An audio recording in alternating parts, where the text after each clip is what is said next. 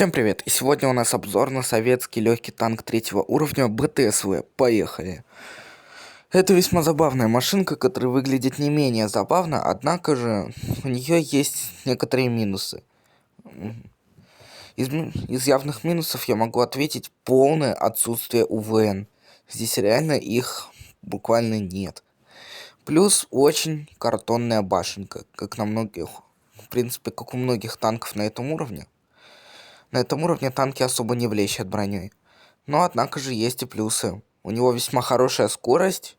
Есть какая-никакая прикольная такая забавная фановая броня в корпусе, которая иногда что-то даже рикошетит.